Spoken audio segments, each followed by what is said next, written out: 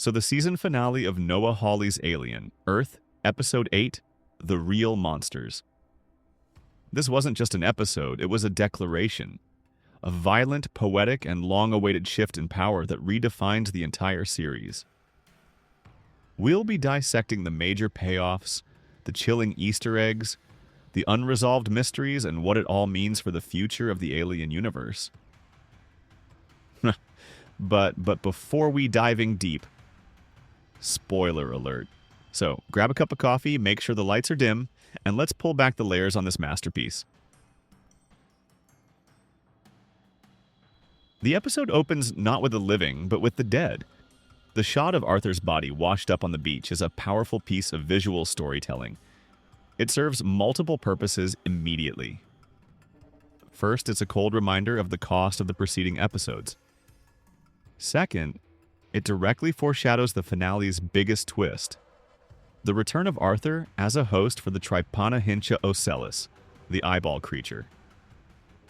The imagery of crabs feasting on him, while a xenomorph curiously sniffs the body, creates a bizarre ecosystem of death. The crab looking up at the xenomorph mirrors the audience's perspective. We are small, helpless observers in a new food chain we don't understand. This scene is a direct callback to the existential horror of the original Alien film. The fear of being reduced to mere biomass in an uncaring universe. But here, Hawley adds a new layer. The body isn't just food, it's real estate. Arthur's corpse is a vacant property, and the episode patiently waits for its new, terrifying tenant to move in. As the episode cuts to the Prodigy facility, the tone shifts to one of escalating panic. The info dump about Morrow cutting off communications and Yutani blocking satellites is a brilliant narrative device. It serves a dual-function plot convenience. It cleanly isolates the island, creating a pressure cooker where the final conflict can occur without outside intervention. This is a classic horror tactic, reminiscent of Jurassic Park's system failures. Canon preservation. As you astutely pointed out, this is Hawley's clever way of ensuring the events of Alien Earth don't break the established Alien timeline. By containing the knowledge of the xenomorphs and other species to this isolated incident, at least for now, the show maintains the canonical surprise of the creatures encountered in Alien and Aliens decades later. Weyland-Yutani can know, they always seem to, but the wider world must remain in the dark. A significant portion of the finale is dedicated to unraveling the mystery of Boy Kavalier. His stroll through the hallways, intercut with flashes of the chaos, reveals a mind completely detached from reality, likely aided by his heavy ADHD medication. The major revelation that he built his first synth at age 6 and used it to kill his abusive father is a monumental piece of character backstory. It reframes him from a simple, arrogant tech bro into a profoundly tragic and monstrous figure. His entire life has been a performance. The Eternal Boy persona was a legal necessity that became a pathological identity. He didn't just build Adam Ines, he built a puppet to act as the father he never had, all while secretly pulling the strings since childhood. This makes his Peter Pan fantasy infinitely darker. He wasn't just playing, he was constructing a reality to escape a horrific past. When Wendy later tells him, "You turned into the father that you hated so much, it lands with the force of a sledgehammer." It's the ultimate condemnation, revealing that his quest for eternal youth was really a cycle of inherited abuse. The core of the episode is the Hybrid's rebellion, a meticulously executed takeover powered by Wendy's ability to interface with Prodigy's technology. Let's break down the key moments. The Peter Pan metaphor comes full circle. The show's central metaphor is paid off with stunning clarity. Wendy's statement that communicating with the xenomorphs was like the Indians, not the pirates, perfectly reframes the conflict. The aliens are no longer the invaders. They are the native inhabitants being misunderstood and fought by the true pirates, Prodigy and the greedy adults. Wendy's checkmate. Wendy's confrontation with Boy Kavalier is the emotional climax. She systematically dismantles his fantasy, revealing he was never Peter Pan, but always Captain Hook, a mean, angry little man clinging to a destructive lie. Her ability to look into the cameras and declare, "Now we rule," is not just a statement of power, but of self-actualization. As actress Sydney Chandler notes, Wendy is able to say, "Checkmate. Now you're entering my game, and my game is going to be very different." Curly's rebirth as Jane. A subtle but profound character moment is Curly reclaiming her original name, Jane. This is a direct reference to the Peter Pan story where Wendy's daughter Jane takes her place. Narratively, it signifies Curly's final break from Boy Kavalier's control and her full allegiance to Wendy's new order. She is no longer a lost boy. She has found her leader. The finale expertly sets up future conflicts with two major reveals. The plant creature. The reveal that the previously dormant plant-like specimen can unfurl winged appendages and attack is a classic Hawley twist. It reminds us that Neverland is still full of unknown horrors. Its escape, along with the eyeball creature, establishes a third wildcard faction on the island for Season 2. Arthur and the eyeball creature. This is the biggest cliffhanger. The intelligent T. Ocellus now inhabits the corpse of one of the smartest men on the island. The question for Season 2 is profound. Does the creature gain access to Arthur's memories, knowledge, and technical skills? As David Ristall, Arthur speculated, the creature is a genius with an absurdity to her. She finds the world kind of funny. A hyper-intelligent alien consciousness piloting the body of a dead scientist with a grudge against Prodigy is a terrifying and brilliant setup for the next season. Based on the finale, here are some grounded theories for the future. Theory 1. The three-way war. Season 2 won't be a simple binary conflict. We will likely see a three-sided battle. Wendy's hybrids and Xenomorphs versus Weyland-Yutani's arriving forces versus the wild cards, Arthur Ocellus and the plant creature. Theory 2. Wendy's expanding control. The finale shows Wendy controlling Prodigy tech.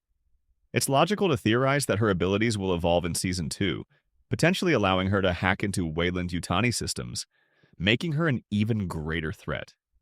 Theory 3. The mortality of the hybrids. The series has questioned whether the hybrids are the original children or sophisticated AI copies. Arthur's earlier fear, best case, we've got a bunch of AIs running around thinking that they're human.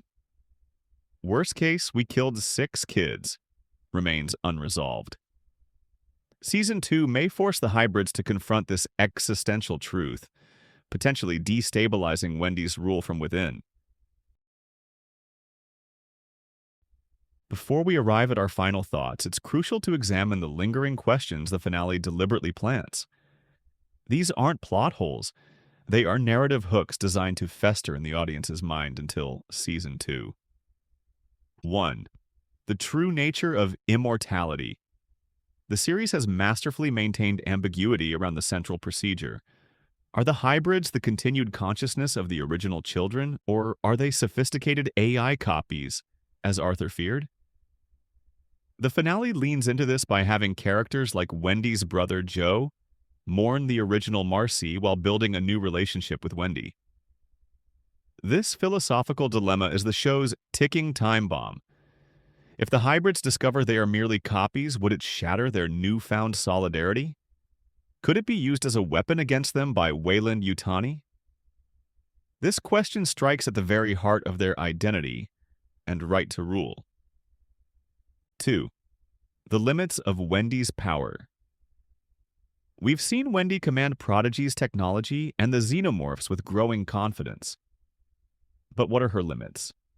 The finale establishes that the island is now cut off from Weyland-Yutani's proprietary systems. A major point of conflict in Season 2 will be whether Wendy's abilities can evolve to interface with or even subvert Yutani's technology. Furthermore, can she control all the alien specimens, or are some, like the now mobile plant creature, inherently wild and independent. Her reign may depend on her ability to expand her control beyond her current domain. 3. The fate of the prisoners. The finale leaves Boy Kavalier, Dame Sylvia, Adam Ines, and the cyborg Morrow locked in a cell together. This is a volatile mix. Dame Sylvia's potential redemption arc, her desire to still help the children, will clash violently with Kavalier's nihilistic despair and Morrow's singular focus on destroying Prodigy. Adam Ines as a synth is a wild card. This makeshift council of the defeated will undoubtedly become a crucible for new alliances and betrayals from within the prison walls, potentially providing an internal threat to Wendy's rule. 4. The plant creature's agenda. While the Teocellus has a clear intelligence and a known desire for survival and expansion, the plant creature is a complete mystery. Its sudden mobility and predatory nature reveal that the specimens on Neverland are far more adaptable than previously thought. Does it have a hive mind? Does it seek to propagate like the invasive species? Or does it possess a more cunning intelligence? Its escape sets up a true monster of the week potential for Season 2, representing the untamed, chaotic life of Terra Nova that neither the hybrids nor the corporations can fully control.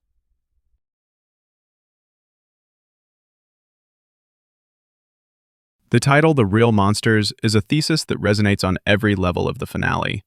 On the surface, it points the finger squarely at the humans, at Boy Kavalier, whose personal trauma curdled into a worldview that commodified life, at the corporations, like Prodigy and Weyland-Yutani, whose insatiable greed unleashes horror in the name of profit. This is the classic Alien series critique, sharpened to a fine point. But the finale pushes this idea further, suggesting that the most insidious monster is not a person, but a cycle. It is the cycle of trauma. Boy Kavalier is not just a villain. He is a product of abuse who, despite his best efforts to create a perpetual childhood, recreated the dynamic of a cruel patriarch. He became the very thing he sought to destroy. The monster is the inheritance of pain, passed down from father to son, from creator to creation. In this light, Wendy's rebellion is not just a fight for freedom. It is a radical attempt to break the cycle. By rejecting the names given to them by their captor, by siding with the animals against the flawed logic of their makers, the hybrids are attempting to birth a new paradigm, one not built on exploitation and control. They are choosing a different legacy. However, the finale is too intelligent to offer a purely hopeful ending. Wendy's declaration, "Now we rule," is potent, but it also echoes the power dynamics she just overthrew. The final shot of the hybrids and their xenomorph allies standing triumphant evokes not just liberation, but a new hierarchy. Have they slain the monster? Or have they learned to wear its skin? The true meaning of The Real Monsters is a warning. It suggests that monstrosity is a potential within every conscious being. A path that is chosen when empathy is sacrificed for power. The genius of Alien Earth is that it leaves us questioning whether any power structure, even one born of righteous rebellion, can ever truly escape this shadow. The children now rule the zoo, but the cages still remain. The greatest horror of Season 2 may not be what lurks in the jungle, but what the rulers of Neverland must become to keep their throne.